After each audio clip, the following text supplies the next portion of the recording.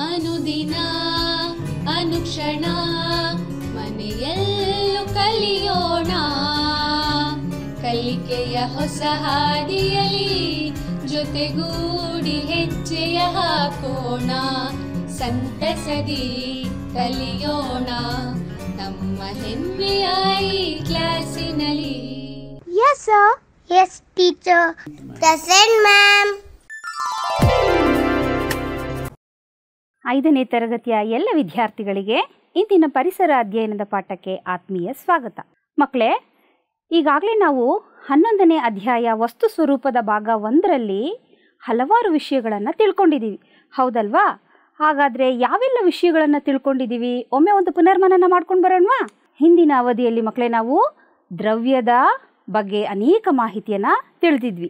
ದ್ರವ್ಯದ ಅರ್ಥ, ಲಕ್ಷಣಗಳು ಹಾಗೂ ಘನ, ದ್ರವ, ಅನಿಲ ಸ್ಥಿತಿಗಳಲ್ಲಿ ಪರಮಾಣು ಜೋಡಣೆಗಳನ್ನು ನಾವು ತಿಳಿದಿದ್ವಿ. ಹಾಗಾದರೆ ಎಷ್ಟು ತಿಳಿದಿದ್ರಿ? ಒಮ್ಮೆ ಒಂದು ಪರೀಕ್ಷೆ ಮಾಡಿಬಿಡೋಣವಾ ನಿಮ್ಮನ್ನು? ಬನ್ನಿ ಹಾಗಾದರೆ. ಈಗ ಇಲ್ಲಿ ನಿಮಗೆ ಚಿತ್ರಗಳನ್ನು ಕೊಡಲಾಗುತ್ತೆ. ಈ ಚಿತ್ರಗಳನ್ನು ನೋಡಿ ಇದು ದ್ರವ್ಯದ ಯಾವ ಲಕ್ಷಣ ಅನ್ನೋದನ್ನು ನೀವು ಗುರುತಿಸ್ಬೇಕು. ಮಾಡ್ತೀರಲ್ವಾ? ಈ ಚಿತ್ರವನ್ನು ನೋಡಿ ಇದು ಯಾವ ಲಕ್ಷಣವನ್ನು ಪ್ರತಿನಿಧಿಸ್ತಾ ಇದೆ? ಬೇಗ ಹೇಳಬೇಕು ಮಕ್ಕಳೇ. ಸರಿಯಾಗಿ ಹೇಳಿದಿರಾ. ಇದು ದ್ರವ್ಯವು ಸ್ಥಳವನ್ನು ಆಕ್ರಮಿಸುತ್ತದೆ ಅನ್ನೋ ಒಂದು ಲಕ್ಷಣವನ್ನು ಹೊಂದಿದೆ. ಹಾಗಾದರೆ ಮುಂದಿನ ಚಿತ್ರವನ್ನು ನೋಡಿ, ಇದು ಯಾವ ಲಕ್ಷಣವನ್ನು ತೋರಿಸ್ತಾ ಇದೆ? ನೆನಪಾಯ್ತಾ ನಿಮಗೆ? ಸರಿಯಾಗಿ ಊಹೆ ಮಾಡಿದ್ರಿ. ಇದು ದ್ರವ್ಯಕ್ಕೆ ರಾಶಿ ಇದೆ ಅಥವಾ ದ್ರವ್ಯ ರಾಶಿ ಇದೆ ಅನ್ನುವಂತಹ ಒಂದು ಲಕ್ಷಣವನ್ನು ತೋರಿಸ್ತಾ ಇದೆ. ಹಾಗಾದರೆ ಮುಂದಿನ ಒಂದು ಚಟುವಟಿಕೆ ನೋಡೋಣ. ಇಲ್ಲಿ ಚಿತ್ರಗಳನ್ನು ಮತ್ತೆ ಕೊಡಲಾಗುತ್ತೆ. ಈ ಚಿತ್ರಗಳಲ್ಲಿ ದ್ರವ್ಯದ ಯಾವ ಸ್ಥಿತಿ ಇದೆ ಅನ್ನೋದನ್ನು ನೀವು ಗುರುತಿಸ್ಬೇಕು. ಇಲ್ಲಿ ಅಣುಗಳ ಜೋಡಣೆಯನ್ನು ನೀವು ನೋಡ್ತಾ ಇದ್ದೀರಾ, ಹೌದಲ್ವಾ? ಈ ಒಂದು ಜೋಡಣೆ ಯಾವ ದ್ರವ್ಯದ ಸ್ಥಿತಿಯಾಗಿದೆ? ಬೇಗ ಹೇಳಬೇಕು ಮಕ್ಕಳೇ. ಸರಿಯಾಗಿ ಹೇಳಿದ್ರಿ, ಇದು ಘನವಸ್ತುವಿನ ಸ್ಥಿತಿ. ಹಾಗಾದರೆ ಮುಂದಿನ ಚಿತ್ರ ನೋಡೋಣವಾ? ಈ ಚಿತ್ರದಲ್ಲಿ ಅಣುಗಳ ಜೋಡಣೆ ವಿರಳವಾಗಿದೆ, ಹೌದಲ್ವಾ? ಹಾಗಾದರೆ ಇದು ಯಾವ ಸ್ಥಿತಿ? ಬೇಗ ಹೇಳಿದ್ರಿ, ಇದು ದ್ರವ. ಮುಂದಿನ ಚಿತ್ರವನ್ನು ನೋಡೋಣವಾ? ನೋಡಿದ್ರಾ? ಈ ಒಂದು ಪರಮಾಣು ಜೋಡಣೆ ಯಾವ ಸ್ಥಿತಿಯಲ್ಲಿ ಈ ರೀತಿಯಾಗಿ ವಿರಳವಾಗಿ ಜೋಡಣೆಯಾಗಿರುತ್ತೆ? ಖಂಡಿತವಾಗ್ಲೂ ಸರಿ, ಅನಿಲ ಸ್ಥಿತಿ. ಹಾಗಾದರೆ ಹಿಂದಿನ ತರಗತಿಯಲ್ಲಿ ನಾವು ದ್ರವ್ಯಗಳ ಬಗ್ಗೆ ಅನೇಕ ವಿಷಯಗಳನ್ನು ತಿಳ್ಕೊಂಡಿದ್ವಿ. ಹಾಗಾದರೆ ಇಂದಿನ ತರಗತಿಯಲ್ಲಿ ಏನು ತಿಳ್ಕೊಳ್ಳೋಣ ಅನ್ನೋ ಕಾತರ ನಿಮಗಿದೆ ಅಲ್ವಾ? ಬನ್ನಿ ಹಾಗಾದರೆ, ತಡ ಮಾಡೋದು ಬೇಡ. ಈ ಪಾಠವನ್ನು ಕಲಿತ ನಂತರ ನೀವು ಘನವಸ್ತುಗಳ ಮೇಲೆ ಉಷ್ಣದ ಪರಿಣಾಮಗಳನ್ನು ತಿಳಿಯುವಿರಿ. ಜೊತೆಗೆ ದ್ರವ ವಸ್ತುಗಳ ಮೇಲೆ ಉಷ್ಣದ ಪರಿಣಾಮಗಳನ್ನು ಸಹ ತಿಳ್ಕೊಳ್ತೀರಾ. ಘನ, ದ್ರವ ತಿಳಿದ್ಮೇಲೆ ಅನಿಲ ವಸ್ತುಗಳ ಮೇಲೆ ಉಷ್ಣದ ಪರಿಣಾಮಗಳನ್ನು ಸಹ ನಾವಿದಿನ ತಿಳ್ಕೊಳ್ಳೋಣ. ಜೊತೆಗೆ ವಸ್ತುವಿನ ಸ್ಥಿತಿ ಬದಲಾವಣೆ, ಯಾವ ರೀತಿ ವಸ್ತುವಿನ ಸ್ಥಿತಿ ಬದಲಾವಣೆ ಆಗುತ್ತೆ ಅನ್ನೋದನ್ನು ಪ್ರಯೋಗಗಳೊಂದಿಗೆ ಈ ದಿನ ನಾವು ತಿಳ್ಕೊಳ್ತೀವಿ. ಜೊತೆಗೆ ಉತ್ಪತನ, ರಾಶಿ ಮತ್ತು ಸಾಂದ್ರತೆಗಳ ಬಗ್ಗೆಯೂ ಸಹ ನಾವಿದಿನ ತಿಳಿಯೋಣ. ಒತ್ತಡ, ಪ್ಲವನತೆ ಮತ್ತು ವಿಲೀನತೆಯ ಬಗ್ಗೆಯೂ ಸಹ ನೀವಿದಿನ ತಿಳ್ಕೊಳ್ತೀರಾ. ಹಾಗಾದರೆ ತಡ ಯಾಕೆ ಮಕ್ಕಳೇ, ಪ್ರಾರಂಭ ಮಾಡೋಣವಾ? ಮೊದಲನೇದಾಗಿ ಘನವಸ್ತುವಿನ ಮೇಲೆ ಉಷ್ಣದ ಪರಿಣಾಮ ಯಾವ ರೀತಿ ಆಗುತ್ತೆ ಅನ್ನೋದನ್ನು ಮೊದಲಿಗೆ ನಾವು ಒಂದು ಚಿತ್ರದ ಮೂಲಕ ತಿಳ್ಕೊಳ್ಳೋ ಪ್ರಯತ್ನ ಮಾಡೋಣ. ನಂತರ ಪ್ರಯೋಗದಲ್ಲೂ ಸಹ ತಿಳ್ಕೊಳ್ತೀರಾ. ಈಗ ಮೊದಲನೇ ಚಿತ್ರವನ್ನು ನೀವು ಸೂಕ್ಷ್ಮವಾಗಿ ಗಮನಿಸಿ. ಇಲ್ಲಿ ಒಂದು ಸ್ಟ್ಯಾಂಡ್ ಇದೆ, ಅದಕ್ಕೆ ಒಂದು ರಿಂಗ್ ಸಹಿತ ಕೊಡಲಾಗಿದೆ. ಮೊದಲನೇ ಚಿತ್ರದಲ್ಲಿ ರಿಂಗ್ನ ಒಳಗೆ ಲೋಹದ ಗುಂಡು ಸರಾಗವಾಗಿ ಒಳಗೆ ಹೋಗಿದೆ. ಈಗ ಎರಡನೇ ಚಿತ್ರವನ್ನು ಗಮನಿಸಿ. ಇಲ್ಲಿ ಲೋಹದ ಗುಂಡನ್ನು ಮದ್ಯಸಾರ ದೀಪದಲ್ಲಿ ಕಾಯಿಸಲಾಗ್ತಾ ಇದೆ. ಅಂದರೆ ಶಾಖವನ್ನು, ಉಷ್ಣವನ್ನು ಅಲ್ಲಿ ನೀಡಲಾಗ್ತಾ ಇದೆ. ಈ ಉಷ್ಣವನ್ನು ನೀಡಿದ ಮೇಲೆ ಅಥವಾ ಶಾಖವನ್ನು ಕೊಟ್ಟ ಮೇಲೆ ಯಾವ ಪರಿಣಾಮ ಆಗುತ್ತೆ? ಮೂರನೇ ಚಿತ್ರವನ್ನು ಗಮನಿಸ್ತಾ ಇದ್ದೀರಲ್ವಾ ಮಕ್ಕಳೇ? ಇಲ್ಲಿ ನೋಡಿ, ಲೋಹದ ಗುಂಡು ರಿಂಗ್ನ ಒಳಗೆ ಇಳಿಯೋದಿಕ್ಕೆ ಸಾಧ್ಯ ಆಗ್ತಾ ಇಲ್ಲ. ಮೊದಲನೇ ಚಿತ್ರದಲ್ಲಿ ಸರಾಗವಾಗಿ ಹೋಗಿತ್ತು. ಮೂರನೇ ಚಿತ್ರದಲ್ಲಿ ಶಾಖವನ್ನು ಕೊಟ್ಟ ನಂತರ ಇಲ್ಲಿ ಲೋಹದ ಗುಂಡು ರಿಂಗ್ನ ಒಳಗೆ ಹೋಗಕ್ಕಾಗ್ತಾ ಇಲ್ಲ. ಯಾಕೆ ಈ ರೀತಿ ಆಯಿತು? ಘನವಸ್ತುಗಳಿಗೆ ಶಾಖವನ್ನು ಕೊಟ್ಟಾಗ ಅದರಲ್ಲಿ ಕಣಗಳ ಹಿಗ್ಗುವಿಕೆ ಆಗಿ ಅಲ್ಲಿ ಬಾಲು ರಿಂಗ್ನ ಒಳಗೆ ಹೋಗೋದಕ್ಕೆ ಸಾಧ್ಯ ಆಗ್ತಾ ಇಲ್ಲ. ಈಗ ಇದರ ಒಂದು ಪ್ರಯೋಗ ನೋಡ್ಕೊಂಡು ಬಂದ್ಬಿಡೋಣ ಮಕ್ಕಳೇ.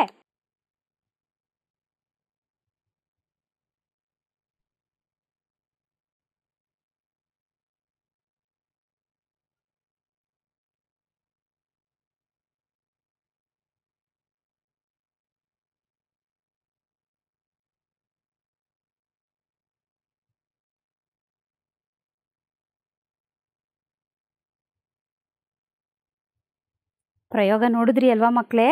ಯಾಕೆ ಈ ರೀತಿ ಆಯಿತು? ಯಾಕೆ ರಿಂಗ್ನ ಒಳಗೆ ಬಾಲು ಸರಾಗವಾಗಿ ಹೋಗ್ತಾ ಇಲ್ಲ ಅಂದರೆ, ಲೋಹವನ್ನು ಬಿಸಿ ಮಾಡಿದಾಗ ಒಟ್ಟಿಗೆ ಜೋಡಿಸಲ್ಪಟ್ಟಿರುವಂತಹ ಕಣಗಳು ಏನಾಯಿತು, ಹಿಗ್ಗುವಿಕೆಗೆ ಅಂದರೆ ದೂರಕ್ಕೆ ಸಾಗೋದಕ್ಕೆ ಪ್ರಾರಂಭ ಆಯಿತು. ಆಗ ಚೆಂಡು ಸಹ ದೊಡ್ಡದಾಗ್ತಾ ಹೋಯಿತು. ಇದನ್ನು ಉಷ್ಣ ವ್ಯಾಕೋಚನೆ ಅಂತ ಹೇಳಿ ಕರೀತಾರೆ. ಘನವಸ್ತುಗಳಿಗೆ ಶಾಖವನ್ನು ಕೊಟ್ಟಾಗ ಅದು ಹಿಗ್ಗುತ್ತೆ, ಅಂದರೆ ವ್ಯಾಕೋಚನೆ ಹೊಂದುತ್ತೆ. ಹಾಗಾದರೆ ಈ ವ್ಯಾಕೋಚನೆಯ ತತ್ವವನ್ನು ನಾವು ಎಲ್ಲಿ ಅಳವಡಿಸ್ಕೊಂಡಿದ್ದೀವಿ ನೋಡೋಣವಾ? ಇಲ್ಲಿ ನಿಮಗೆ ಒಂದು ರೈಲ್ವೆ ಕಂಬಿ ಕಾಣಿಸ್ತಾ ಇದೆ, ಹೌದಲ್ವಾ? ಇಲ್ಲಿ ರೈಲ್ವೆ ಕಂಬಿಗಳ 2 ಹಳಿಗಳ ನಡುವೆ ಸ್ವಲ್ಪ ಜಾಗವನ್ನು ಅಂದರೆ ಅಂತರವನ್ನು ನೀಡಲಾಗಿದೆ. ಯಾಕೆ ಅಂತರವನ್ನು ನೀಡಿದಾರಲ್ಲಿ? ನೀಡಿಲ್ಲ ಅಂದರೆ ಏನಾಗುತ್ತೆ? ಇಂಜಿನಿಯರ್ಗಳು 2 ಹಳಿಗಳ ನಡುವೆ ಸ್ವಲ್ಪ ಜಾಗವನ್ನು ಬಿಟ್ಟಿರ್ತಾರೆ. ಏಕೆಂದರೆ ಬೇಸಿಗೆಯ ಉಷ್ಣದಲ್ಲಿ ಲೋಹಗಳು ವ್ಯಾಕೋಚನೆ ಹೊಂದುತ್ತವೆ. ಬೇಸಿಗೆಯಲ್ಲಿ ಸೂರ್ಯನ ಬಿಸಿಲು ಹೆಚ್ಚಾಗಿರೋದ್ರಿಂದ ಈ ಲೋಹಗಳ ಮೇಲೆ ಉಷ್ಣ ಹೆಚ್ಚಾಗಿ ಬಿದ್ದು ಅದು ಪರಸ್ಪರ ತಳ್ಳಲ್ಪಡೋದಕ್ಕೆ ಪ್ರಾರಂಭ ಆಗುತ್ತೆ. ಹಾಗಾದರೆ ಜಾಗ ಬಿಟ್ಟಿಲ್ಲ ಅಂದರೆ ಏನಾಗುತ್ತೆ ಅನ್ನೋದು ತಿಳಿಬೇಕಲ್ವ ನಾವು? ಖಂಡಿತವಾಗೂ ನೋಡಿ, ಇಲ್ಲಿ ಜಾಗವನ್ನು ಬಿಟ್ಟಿಲ್ಲ ಅಂದರೆ ಆ ಹಳಿಗಳು ಪರಸ್ಪರ ತಳ್ಳಲ್ಪಟ್ಟು ಅಪಘಾತ ಆಗುವಂತಹ ಸಾಧ್ಯತೆಗಳಿದೆ. ಆದ್ದರಿಂದ ಈ ಉಷ್ಣ ವ್ಯಾಕೋಚನೆಯನ್ನು ಮನಸ್ಸಿನಲ್ಲಿಟ್ಕೊಂಡು ಅಥವಾ ಅದರ ಪರಿಣಾಮಗಳನ್ನು ನೆನಪಿನಲ್ಲಿಟ್ಕೊಂಡು ಈ ರೀತಿಯಾದಂತಹ ಒಂದು ವ್ಯವಸ್ಥೆಯನ್ನು ನಾವು ಕೈಗೊಂಡಿದ್ದೀವಿ, ಹೌದಲ್ವಾ? ಈಗ ಘನವಸ್ತುಗಳ ಮೇಲೆ ಉಷ್ಣದ ಪರಿಣಾಮ ನಿಮಗೆ ಗೊತ್ತಾಯಿತು. ಈಗ ದ್ರವ ವಸ್ತುವಿನ ಮೇಲೆ ಯಾವ ರೀತಿ ಉಷ್ಣದ ಪರಿಣಾಮ ಆಗುತ್ತೆ ಬನ್ನಿ ನೋಡೋಣ. ಮಕ್ಕಳೇ, ಇಲ್ಲಿ ನಿಮಗೆ 2 ಚಿತ್ರವನ್ನು ಕಾಣಿಸ್ತಾ ಇದೆ. ಮೊದಲನೇ ಚಿತ್ರದಲ್ಲಿ ಒಂದು ಬಟ್ಟಲಿನಲ್ಲಿ ನೀರಿಟ್ಟು ಉಷ್ಣತಾ ಮಾಪಕವನ್ನು ಇಟ್ಟಿದ್ದಾರೆ.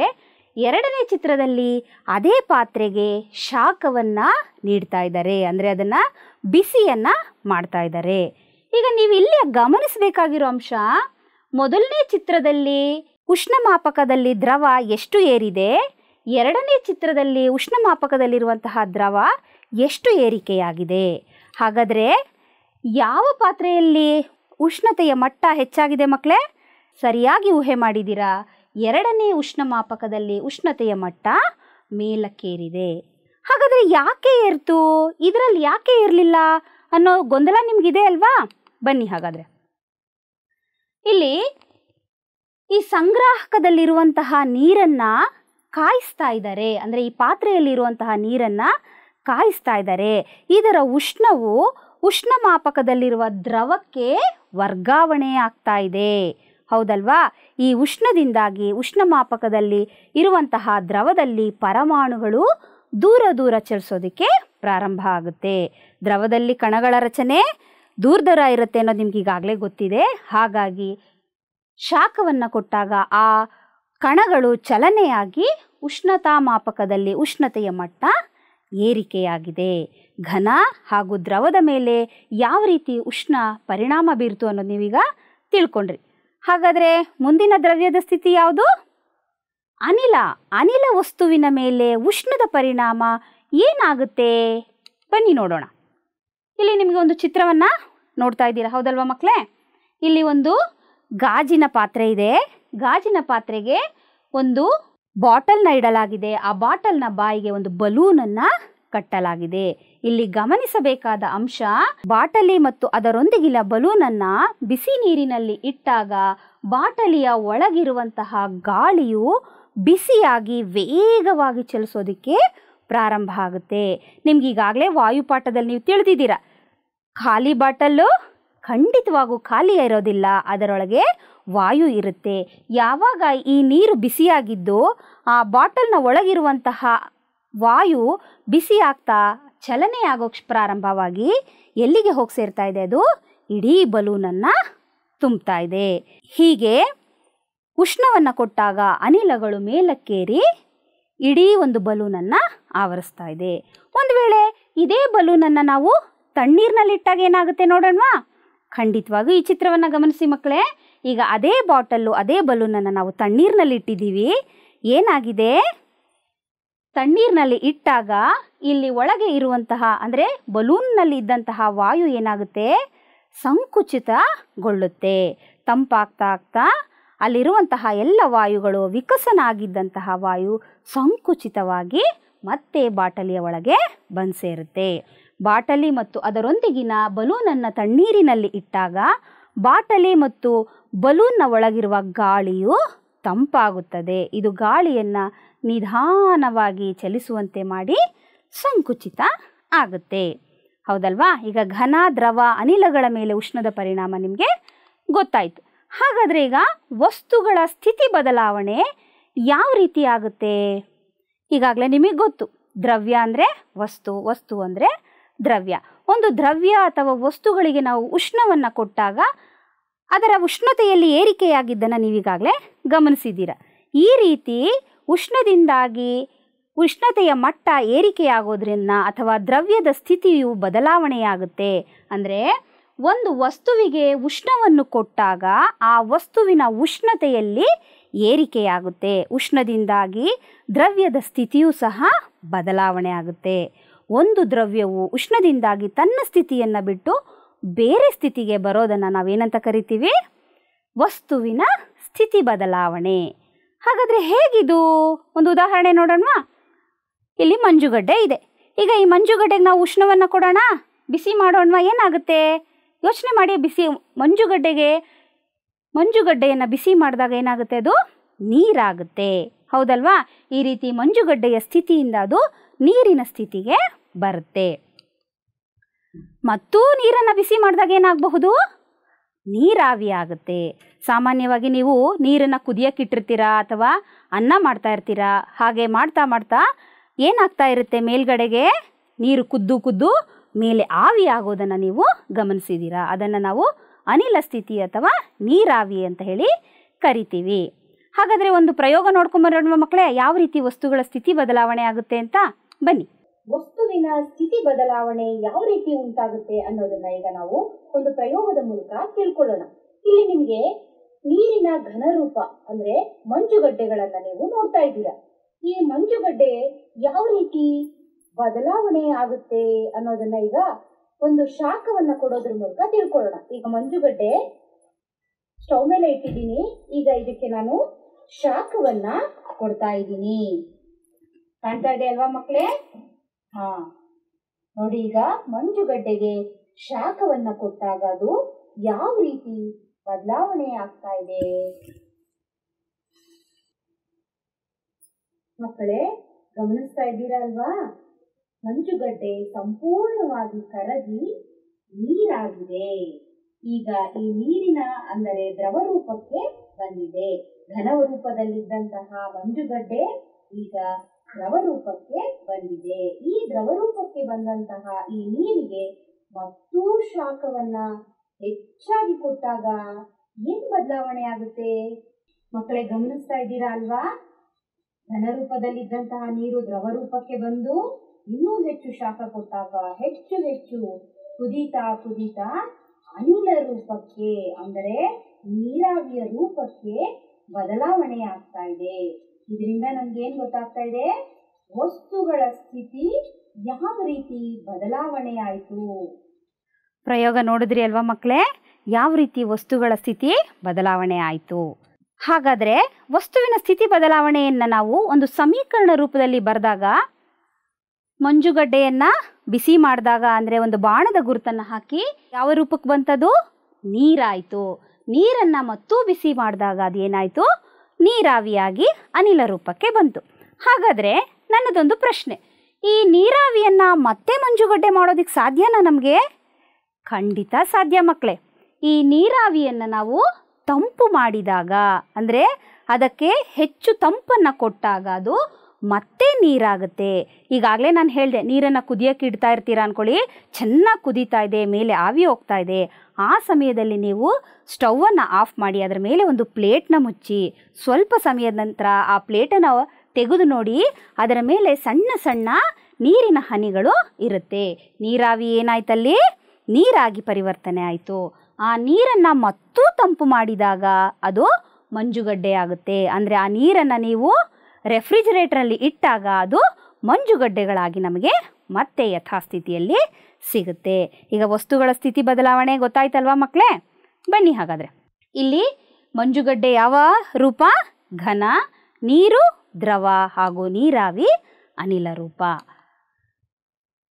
ಮಕ್ಕಳು, ಈಗ ಇಲ್ಲಿ ಇನ್ನೊಂದು ಚಿತ್ರ ಬರ್ತಾ ಇದೆ ನಿಮಗೆ. ಏನಿದೆ ಈ ಚಿತ್ರದಲ್ಲಿ? ಒಂದು ಐರನ್ ಬಾಕ್ಸ್ ಇದೆ, ಅಲ್ಲಿ ಐರನ್ನನ್ನು ಮಾಡ್ತಾ ಇದ್ದಾರೆ. ಏನಕ್ಕೆ ಈ ಚಿತ್ರ ಬಂದಿದೆ? ಹೌದಲ್ವಾ? ಉಷ್ಣವು ಒಂದು ವಸ್ತುವಿನಿಂದ ಮತ್ತೊಂದು ವಸ್ತುವಿಗೆ ವರ್ಗಾವಣೆ ಆಗ್ತಾ ಇದೆ. ಸಾಮಾನ್ಯವಾಗಿ ಐರನ್ ಬಾಕ್ಸ್ ನೋಡಿರ್ತೀರ. ಹೇಗಿರುತ್ತೆ ಅದು? ಬಿಸಿ ಇರುತ್ತಾ ತಣ್ಣಗಿರುತ್ತಾ? ಮುಟ್ಟು ನೋಡಿದ್ದೀರಾ ಮಕ್ಕಳೇ? ಆ ಸಾಹಸ ಮಾಡಬೇಡಿ, ಅದು ಖಂಡಿತ ಬಿಸಿಯಾಗಿರುತ್ತೆ. ಆ ಬಿಸಿಯನ್ನು ನಾವು ಬಟ್ಟೆಗಳ ಮೇಲೆ ಇಟ್ಟಾಗ ಅಲ್ಲಿರುವಂತಹ ಉಷ್ಣ ಈ ಬಟ್ಟೆಗೆ ವರ್ಗಾವಣೆ ಆಗುತ್ತೆ. ಇನ್ನು ಮುಂದೆ ಯಾವ ರೀತಿ ವರ್ಗಾವಣೆ ಆಗುತ್ತೆ? ಇಲ್ಲಿ ನೀವೀಗಾಗಲೇ ನೋಡ್ತಾ ಇದ್ದೀರಾ, ಒಂದು ಪಾತ್ರೆಯಲ್ಲಿ ನೀರನ್ನು ಕುದಿಸ್ತಾ ಇದ್ದೀವಿ, ಹೌದಲ್ವಾ? ಕುದಿಸ್ತಾ ಇದ್ದಾಗ ಅದು ಹೇಗೆ ಬಿಸಿ ಆಯಿತು? ಅಲ್ಲಿ ಯಾವ ರೀತಿ ಉಷ್ಣದ ವರ್ಗಾವಣೆ ಆಯಿತು? ಖಂಡಿತವಾಗ್ಲೂ ಉಷ್ಣವು ಕಣಗಳ ಚಲನೆಯಿಂದ ಅಲ್ಲಿ ವರ್ಗಾವಣೆ ಆಯಿತು. ದ್ರವ ರೂಪದಲ್ಲಿ ವಸ್ತುಗಳು, ಕಣಗಳು ವಿರಳವಾಗಿರುತ್ತೆ, ದೂರ ದೂರ ಇರುತ್ತೆ. ಆದ್ದರಿಂದ ಕಣಗಳ ಚಲನೆಯಿಂದ ಉಷ್ಣ ಪ್ರಸಾರ ಆಗ್ತಾ ಇದೆ. ಇನ್ಯಾವ ರೀತಿ ಆಗುತ್ತೆ? ಇಲ್ಲಿ ಸೂರ್ಯನನ್ನು ನೀವು ನೋಡ್ತಾ ಇದ್ದೀರಾ, ಹೌದಲ್ವಾ? ಹಾಗಾದರೆ ಸೂರ್ಯನಿಂದ ಶಾಖ ನಮಗೆ ಯಾವ ರೀತಿ ತಲುಪುತ್ತೆ?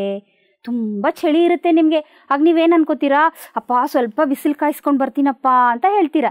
ಹಾಗಾದರೆ ಸೂರ್ಯನಲ್ಲಿರುವಂತಹ ಶಾಖ ಅಥವಾ ಉಷ್ಣ ನಿಮಗೆ ಹೇಗೆ ತಲುಪ್ತು?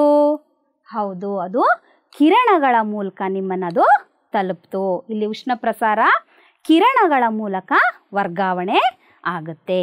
ವಸ್ತುಗಳ ಸ್ಥಿತಿ ಬದಲಾವಣೆ ನಿಮಗೆ ಗೊತ್ತಾಯಿತು, ಉಷ್ಣದ ಪ್ರಸಾರನೂ ಸಹ ನಿಮಗೆ ಗೊತ್ತಾಯಿತು. ಹಾಗಾದರೆ ಈಗ ಉತ್ಪತನ ಏನಪ್ಪ? ಉತ್ಪತನ ಅಂದರೆ ವಸ್ತುವಿನ ಸ್ಥಿತಿ ಬದಲಾವಣೆಯಲ್ಲಿ ನೀವೇನು ತಿಳಿದ್ರಿ? ಘನ ವಸ್ತುವಿಗೆ ಶಾಖವನ್ನು ಕೊಟ್ಟಾಗ ಅದು ದ್ರವ ಸ್ಥಿತಿಗೂ, ದ್ರವಕ್ಕೆ ಮತ್ತೂ ಶಾಖವನ್ನು ಕೊಟ್ಟಾಗ ಅದು ನೇರವಾಗಿ ಅನಿಲ ಸ್ಥಿತಿಗೆ ಬಂತು, ಹೌದಲ್ವಾ? ಆದರೆ ಉತ್ಪತನದಲ್ಲಿ ಘನ ವಸ್ತುಗಳಿಗೆ ಶಾಖವನ್ನು ಕೊಟ್ಟಾಗ ಅದು ನೇರವಾಗಿ ಅನಿಲ ರೂಪಕ್ಕೆ ಬರುತ್ತೆ. ಇದನ್ನು ನಾವು ಉತ್ಪತನ ಅಂತ ಹೇಳಿ ಕರಿತೀವಿ. ಇದಕ್ಕೆ ಉದಾಹರಣೆ ನಾವು ಕರ್ಪೂರ ಮತ್ತು ಅಯೋಡಿನ್ನು, ನುಸಿಗುಳಿಗೆ ಇವೆಲ್ಲವನ್ನು ಕೊಡ್ಬೋದು. ಕರ್ಪೂರಕ್ಕೆ ನೀವು ಬೆಂಕಿ ಕಡ್ಡಿ ಹಚ್ತೀರಲ್ವಾ?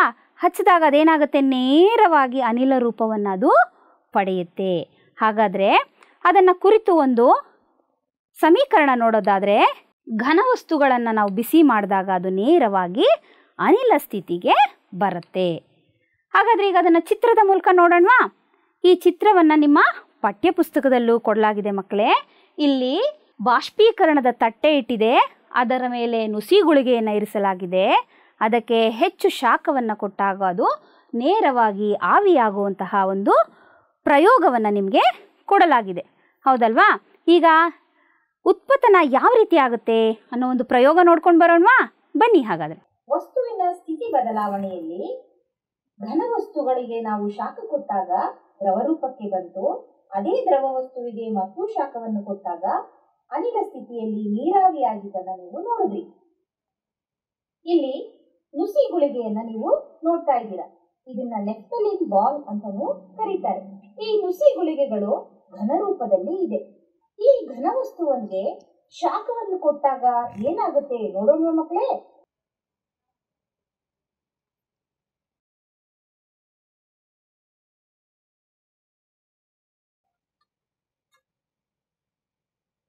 ನೋಡಿ, ಈಗ ನುಸಿಗುಳಿಗೆ ಘನ ರೂಪದಿಂದ ಯಾವ ರೂಪಕ್ಕೆ ಬರ್ತಾ ಇದೆ? ಸೂಕ್ಷ್ಮವಾಗಿ ಗಮನಿಸಿ ಮಕ್ಕಳೇ. ಘನ ರೂಪದಲ್ಲಿರುವಂತಹ ನುಸಿಗುಳಿಗೆ ನೇರವಾಗಿ ಅನಿಲ ರೂಪಕ್ಕೆ. ಪ್ರಯೋಗ ನೋಡಿದ್ರಿ ಅಲ್ವಾ ಮಕ್ಕಳೇ? ಘನರೂಪದ ವಸ್ತುಗಳು ನೇರವಾಗಿ ಅನಿಲ ರೂಪಕ್ಕೆ ಶಾಖವನ್ನು ಕೊಟ್ಟಾಗ ಪರಿವರ್ತನೆಯಾಗುವುದನ್ನು ನಾವು ಉತ್ಪತನ ಅಂತ ಹೇಳಿ ಕರಿತೀವಿ. ಈಗ ರಾಶಿಯ ಬಗ್ಗೆ ತಿಳಿದುಕೊಳ್ಳೋಣ. ಏನಪ್ಪ ರಾಶಿ? ಈಗಾಗಲೇ ನಿಮ್ಗೆ ಅದರ ಅರಿವಿದೆ. ದ್ರವ್ಯಕ್ಕೆ ದ್ರವ್ಯ ರಾಶಿ ಇದೆ, ಅಂದರೆ ತೂಕ ಇದೆ. ಈಗ ಒಂದು ವಸ್ತು ಅನೇಕ ಕಣಗಳಿಂದ ಆಗಿದೆ ಅನ್ನೋದು ನಿಮ್ಗೆ ಈಗಾಗಲೇ ತಿಳಿದಿದೆ, ಹೌದಲ್ವಾ? ಆ ಕಣಗಳ ಒಟ್ಟು ಮೊತ್ತವನ್ನು ನಾವೇನಂತೀವಿ? ರಾಶಿ ಅಥವಾ ದ್ರವ್ಯ ರಾಶಿ ಅಂತ ಹೇಳಿ ಕರಿತೀವಿ. ಹಾಗಾದರೆ ಇದನ್ನು ನಾವು ಹೇಗೆ ತೂಕ ಮಾಡ್ತೀವಿ? ಇದನ್ನು ನಾವು ತಕ್ಕಡಿಗಳ ಮೂಲಕ ಅಳತೆ ಮಾಡ್ತೀವಿ, ಹೌದಲ್ವಾ? ತಕ್ಕಡಿಗಳನ್ನು ಬಳಸಿ ನಾವು ರಾಶಿಯನ್ನು ತೂಕ ಮಾಡ್ತೀವಿ. ಹಾಗಾದರೆ ಅಂತಾರಾಷ್ಟ್ರೀಯ ಮಾನ ಯಾವುದು ಇದಕ್ಕೆ? ರಾಶಿಯ ಅಂತಾರಾಷ್ಟ್ರೀಯ ಮಾನ ಕಿಲೋಗ್ರಾಮ್. ಕಿಲೋಗ್ರಾಮ್ ಅಂದರೆ ನಿಮ್ಗೆ ಈಗಾಗಲೇ ಗೊತ್ತಿದೆ, ಕಿಲೋಗ್ರಾಮ್ನ ಪರಿಚಯ ಇದೆ ನಿಮಗೆ. ಈಗ ಇದರಲ್ಲಿ ಅನೇಕ ಅಳತೆಗಳನ್ನು ಸಹ ನಾವು ಬೇರೆ ಬೇರೆ ಸಂದರ್ಭಗಳಲ್ಲಿ ಬಳಸ್ತೀವಿ. ಅದನ್ನು ಒಮ್ಮೆ ನೋಡಿ ಬರೋಣವಾ? 1000 ಮಿಲಿಗ್ರಾಮ್ನ 1 ಗ್ರಾಮ್ಗೆ ಸಮ. 1000 milligram is equal to 1 gram. 1000 ಗ್ರಾಮ್ಗಳು 1 kgಗೆ ಸಮ. 100 kg 1 ಕ್ವಿಂಟಾಲ್ಗೆ ಸಮ. 1000 kg 1 ಟನ್ಗೆ ಸಮ. ಇದೇನಪ್ಪ ಇದು ಹೊಸ ಹೊಸ ಅಳತೆಗಳು ಅಂತಿದ್ದೀರಾ? ಈ ಗ್ರಾಮ್ಗಳನ್ನು ನಾವು 1 ಗ್ರಾಮ್ 2 ಗ್ರಾಮ್ಗಳನ್ನು ಒಡವೆಗಳ ಅಂಗಡಿಗಳಲ್ಲಿ, ಚಿನ್ನ ಬೆಳ್ಳಿ ಅಂಗಡಿಗಳಲ್ಲಿ ನಾವು ಉಪಯೋಗಿಸ್ತೀವಿ. ಈ ಎಲ್ಲ ಅಳತೆಗಳನ್ನು ಎಲ್ಲ ಸಂದರ್ಭಗಳಲ್ಲೂ ನಾವು ಬಳಸೋಕ್ಕಾಗೋದಿಲ್ಲ. ಇನ್ನು ಕೆ ಜಿಗಳನ್ನು ಅಂದರೆ ಕಿಲೋಗ್ರಾಮ್ಗಳು ನಿಮ್ಗೆ ಈಗಾಗಲೇ ಗೊತ್ತಿದೆ. ಅಂಗಡಿಗಳಲ್ಲಿ ನೀವು 1 kg 2 kg ಸಕ್ಕರೆ, ಅಕ್ಕಿ ಈ ರೀತಿ ಎಲ್ಲ ತರ್ತೀರ. ಇನ್ನು 1 ಕ್ವಿಂಟಾಲ್, ಈ ಕ್ವಿಂಟಾಲ್ ಅನ್ನೋ ಪದ ನಿಮಗೆ ಹೊಸದಾಗಿದೆ. ಈ ದೊಡ್ಡ ದೊಡ್ಡ ಸಂತೆಗಳಲ್ಲಿ, ದೊಡ್ಡ ದೊಡ್ಡ ಮಂಡಿಗಳಲ್ಲಿ ಈ ಕ್ವಿಂಟಾಲ್ ಅನ್ನೋ ಪದವನ್ನು ಉಪಯೋಗಿಸ್ತಾರೆ. ಇನ್ನು ಟನ್ ಅಂದರೂ ಸಹ ಅಷ್ಟೇ, ಅದು 1000 kgಯನ್ನು 1 ಟನ್ ಅಂತ ಹೇಳಿ ಕರೀತಾರೆ. ಇದನ್ನು ಸಹ ದೊಡ್ಡ ದೊಡ್ಡ ಮಂಡಿಗಳಲ್ಲಿ ಇದನ್ನು ಉಪಯೋಗಿಸ್ತಾರೆ. ಇನ್ನು ಮುಂದೆ ಕಳೆದ ತರಗತಿಯಲ್ಲೇ ನಿಮಗೆ ಇದರ ಪರಿಚಯ ಆಗಿದೆ, ಹೌದಲ್ವಾ? ಇಲ್ಲಿ ಯಾವುದೇ ವಸ್ತುಗಳಿಲ್ಲ, ಹಾಗಾಗಿ ಇಲ್ಲಿ ರಾಶಿಯನ್ನು ತೋರಿಸ್ತಾ ಇಲ್ಲ. ಇನ್ನು ಎರಡನೇ ಚಿತ್ರದಲ್ಲಿ ವಸ್ತುವನ್ನು ಇರಿಸಲಾಗಿದೆ, ಅದು 992 ಗ್ರಾಮ್ಗಳನ್ನು ತೋರಿಸ್ತಾ ಇದೆ. ಇನ್ನು ಮೂರನೇ ಚಿತ್ರದಲ್ಲಿ 252 ಗ್ರಾಮ್ ತೂಕದ ದ್ರವ್ಯ ಅಲ್ಲಿ ಇದೆ. ಹಾಗಾಗಿ ಈ ಎಲ್ಲ ದ್ರವ್ಯಗಳ ದ್ರವ್ಯರಾಶಿಯನ್ನು ನೀವೀಗ ಕಂಡುಹಿಡಿದ್ರಿ, ಹೌದಲ್ವಾ? ಈಗ ಮುಂದೆ ಸಾಂದ್ರತೆ. ಸಾಂದ್ರತೆ ಅಂದರೆ ಏನು ಅಂತ ಯೋಚನೆ ಮಾಡ್ತಿದ್ದೀರಾ, ಹೌದಲ್ವಾ? ಈಗ ನಾನು ನಿಮ್ಗೊಂದು ಪ್ರಶ್ನೆ ಕೇಳ್ತೀನಿ. ಒಂದು ಹಗುರವಾದ ವಸ್ತು ಹೇಳಿ ಹಾಗಾದರೆ. ಅಂದರೆ ನೀವು ಯಾವ ವಸ್ತು ಹೇಳ್ತೀರಾ? ಯಾರೋ ಹೇಳಿದ್ರು ಹತ್ತಿ, ಹೌದಲ್ವಾ? ಹತ್ತಿ ಹಗುರವಾದ ವಸ್ತು. ಈಗ ಅದೇ ರೀತಿ ಒಂದು ಭಾರವಾದ ವಸ್ತುವನ್ನು ಹೆಸರು ಹೇಳಿ ಮಕ್ಕಳೇ. ಯಾರೋ ಹೇಳಿದ್ರು ಅಲ್ವಾ? ಕಬ್ಬಿಣ ಆಗ್ಬೋದು, ಕಲ್ಲಾಗ್ಬೋದು, ಇನ್ನು ಇತರೆ ಯಾವುದೇ ವಸ್ತುಗಳು ಭಾರವಾಗಿರೋ ವಸ್ತುಗಳನ್ನು ನೀವು ಹೇಳ್ಬೋದು.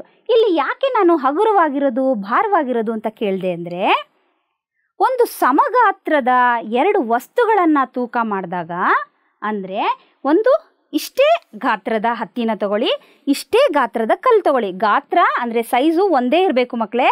ಗಾತ್ರಗಳು ಒಂದೇ ಇದ್ದು ಅದನ್ನು ತೂಕ ಮಾಡಿ ನೋಡಿದಾಗ ಒಂದು ಹೆಚ್ಚು ತೂಕ ಆಗುತ್ತೆ, ಇನ್ನೊಂದು ಕಡಿಮೆ ತೂಕ ಆಗುತ್ತೆ. ಅಂದರೆ ಹೆಚ್ಚಿರುವ ವಸ್ತುವನ್ನು ಸಾಂದ್ರತೆ ಹೆಚ್ಚು ಅಂತನೂ, ಕಡಿಮೆ ಇರುವಂತಹ ವಸ್ತುವಿನ ಸಾಂದ್ರತೆ ಕಡಿಮೆ ಅಂತನೂ ಹೇಳ್ತೀವಿ. ಈಗ ಇದು ಇನ್ನೂ ಚೆನ್ನಾಗಿ ಅರ್ಥ ಮಾಡ್ಕೋಬೇಕಂದ್ರೆ ಒಂದು ಪ್ರಯೋಗ ನೋಡೋಣ. ಇಲ್ಲಿ ನೋಡಿ, ಒಂದು ಬಾಟಲ್ ಇದೆ. ಬಾಟಲ್ನ ಕೆಳಗೆ ನೀರು ಹಾಕಿದ್ದೀನಿ, ಅದರ ಮೇಲೆ ಎಣ್ಣೆಯನ್ನು ಹಾಕಿದ್ದೀನಿ, ಹೌದಲ್ವಾ? ಹಾಗಾದರೆ ಇಲ್ಲಿ ನೀರು ಕೆಳಗಡೆ ಇದೆ, ಎಣ್ಣೆ ಮೇಲೆ ಇದೆ. ಯಾಕೆ ಎಣ್ಣೆ ಮೇಲೆ ತೇಲುತ್ತೆ, ಯಾಕೆ ಅದು ಕೆಳಗೆ ಹೋಗಲ್ಲ ಅಂದರೆ, ನೀರಿನ ಸಾಂದ್ರತೆ ಹೆಚ್ಚಾಗಿದ್ದು ಎಣ್ಣೆಯ ಸಾಂದ್ರತೆ ಕಡಿಮೆ ಇರೋದ್ರಿಂದ ಅದು ನೀರಿನಲ್ಲಿ ಎಣ್ಣೆಯು ತೇಲ್ತಾ ಇದೆ. ಗೊತ್ತಾಯ್ತಲ್ವಾ ಮಕ್ಕಳೇ? ಇನ್ನು ಮುಂದೆ ಒತ್ತಡ. ಏನಪ್ಪ ಒತ್ತಡ ಅಂದರೆ, ಒಂದು ಚಿತ್ರದ ಮೂಲಕ ನಾವು ಅರ್ಥ ಮಾಡ್ಕೊಳ್ಳೋಣ. ಒಂದು ಗಾಜಿನ ಬಟ್ಟಲಿದೆ, ಅದಕ್ಕೆ ಒಂದು ಬ್ಲೇಡನ್ನು ಅಡ್ಡನಾಗಿ ಹಾಕ್ತಾ ಇದ್ದೀವಿ, ಹೌದಲ್ವಾ? ಏನಾಗುತ್ತೆ? ಅಡ್ಡವಾಗಿ ಹಾಕಿದಾಗ ಅಲ್ಲಿ ಬ್ಲೇಡು ತೇಲ್ತಾ ಇದೆ. ಇಲ್ಲಿ ನೀವು ಗಮನಿಸಬೇಕಾಗಿರೋದು, ಯಾವ ರೀತಿ ಬ್ಲೇಡನ್ನು ನೀರಿಗೆ ಹಾಕ್ತಾ ಇದ್ದೀವಿ. ಅಡ್ಡನಾಗಿ ಹಾಕಿದಾಗ ತೇಲ್ತಾ ಇದೆ. ಮುಂದಿನ ಚಿತ್ರ ನೋಡೋಣವಾ? ಇಲ್ಲಿ ಲಂಬವಾಗಿ ಹಾಕ್ತಾ ಇದ್ದೀವಿ. ಅದೇ ಬ್ಲೇಡನ್ನು, ಒಂದೇ ರಾಶಿ ಇರುವಂತಹ ಬ್ಲೇಡನ್ನು ಲಂಬವಾಗಿ ಹಾಕ್ತಾ ಇದ್ದೀವಿ. ಇಲ್ಲಿ ಏನಾಗಿದೆ? ಬ್ಲೇಡು ಮುಳುಗಿ ಹೋಗಿದೆ. ಒಂದೇ ರಾಶಿ ಇದೆ ಬ್ಲೇಡ್ಗೆ, ಅಡ್ಡನಾಗಿ ಹಾಕಿದಾಗ ತೇಲ್ತಾ ಇದೆ, ಲಂಬವಾಗಿ ಹಾಕಿದಾಗ ಮುಳುಗ್ತಾ ಇದೆ. ಯಾಕೆ?